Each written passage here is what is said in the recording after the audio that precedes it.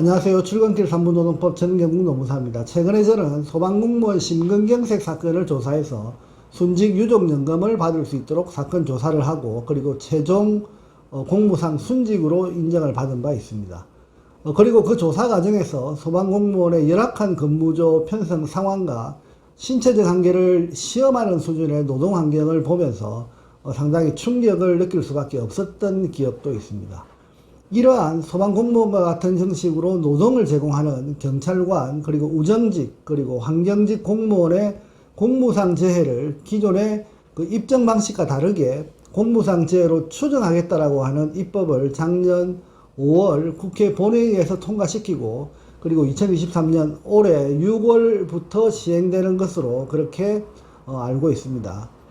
오늘은 작년 5월 국회 본회의가 통과되고 올해 6월부터 시행되고 있는 공무상 재해에 있어서 공상 추정 제도가 어떻게 운용되고 있는지 간략히 알아보고 이러한 법 시행이 과로사와 같은 심근경색 등으로 인한 그 사건에 미칠 수 있는 영향은 어떻게 되는지 등에 대해서 알아보는 시간을 가져보도록 하겠습니다.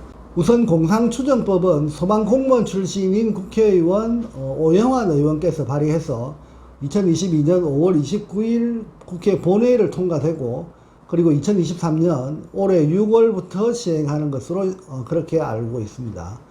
공상추정법은 공무원이 공무 수행 과정에서 유해하거나 위험한 환경에 상당 기간 노출되어서 질병에 걸리는 경우 공무상 재해로 추정하겠다라고 하는 그런 제도를 말합니다. 여기서 추정이라고 하는 그 법 개념의 의미를 정확히 설명드리면 공상으로 사실관계가 추정된다면 해당되는 사실관계를 부정하는 측에서 공상이 아니라고 하는 그 사실을 입증하지 못한다면 주장하는 측의 그 주장이 인용된다라고 하는 그런 구조를 말합니다. 간략히 말씀드리면 입증 책임이 과거에는 주장하는 측에 있었지만 지금은 그 입증 책임이 전환되어서 상대방인 정부에서 아니라고 하는 사실을 입증하지 못하면 공상으로 인정하겠다라고 하는 그런 취지를 말합니다. 그래서 입증 책임의 부담이 완화되었다라고 언론에서 보도되고 있는 그 이유가 바로 이런 원리이기 때문입니다. 현재 인사혁신처에서 2023년 5월 30일 배포한 보도 자료에 의하면 그간의 공상심의 사례와 그리고 관계기관의 의견 수렴 그리고 전문가 자문을 거쳐서 공상추정제가 적용되는 그 대상 질병으로 몇 가지를 분류하고 있습니다. 그 첫 번째가 근골격계성 질병, 그리고 두 번째가 내시밀관계 질병, 그리고 나머지 직업성 암, 그리고 정신질환으로 그렇게 정했다라고 보도하고 있습니다.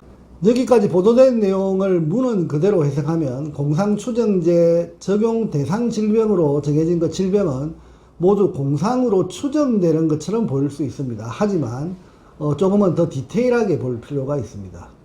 현재 공상추정제가 적용되는 유형으로 앞서 설명한 4가지 유형의 질병을 나열하고 있지만 해당 그 질병이 공상으로 추정되기 위해서는 공무원이 공무 수행 과정에서 유해하거나 위험한 환경에 상당 기간 노출되어서 그 질병에 걸리는 경우 공무상 재해로 추정하겠다라고 하는 점을 정확히 인식해야 한다는 것입니다.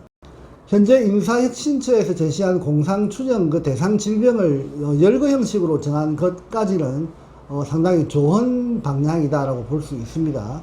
하지만 공상추정 대상 질병에 해당되는 그 병명을 가지고 있다 하더라도 또는 그런 병명으로 사망했다 하더라도 결국은 공무 수행 과정에서 유해하거나 위험한 환경에 상당 기간 노출되어 질병이 걸린 경우라는 그 사실을 주장하는 측에서 결국 입증해야 공상추정 단계로 들어갈 수 있다는 것입니다.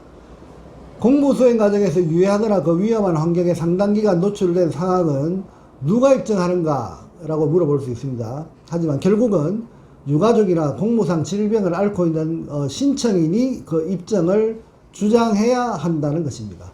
그러면 결국 추정을 주장하기 위해 다시 입증을 해야 하는 말 그대로 도루묵 상태의 입증 상황이 될 수 있습니다. 그렇다면 공상추정제도가 법 취지에 따라서 잘 운영되기 위해서는 어떻게 시행령이 만들어져야 할까를 잠시 고민해 봤습니다.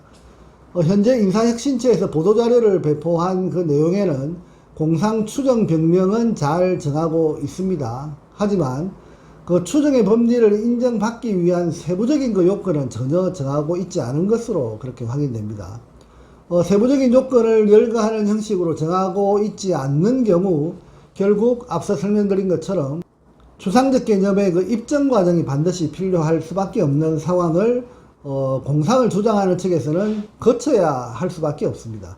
그러면 이런 상황을 어떻게 해야 할 것인가, 제 나름의 생각을 설명드려보면, 현재 근로복지공단에서 업무상 질병 판정위원으로 거의 8년째 질병 사건을 심사해왔던 그 경험을 바탕으로 공상 추정 제도와 관련된 그 질병 유형별 그 추정 요건을 정해보면, 첫 번째, 근골격계 질병의 경우에는 현재 산재보험법 시행령과 그 시행규칙에서 정하고 있는 근골격계 질환 추정의 법리에 적용되는 근속기간과 그리고 직업별 유형을 정하고 있는 그 산재보험법의 그 내용을 공상 추정 제도를 운영하고 있는 공무상 재해에 한번 적용해 볼 필요도 있지 않나 이렇게 생각을 해봅니다. 그리고 두 번째로 뇌심혈관계 질환 또는 심장질환의 경우 추정의 대상 병명으로 공무상재해에서 정하고 있는데, 산재보험법 시행령에서 정하고 있는 그 과로 인정 절대 기준인 발병 전 12주간의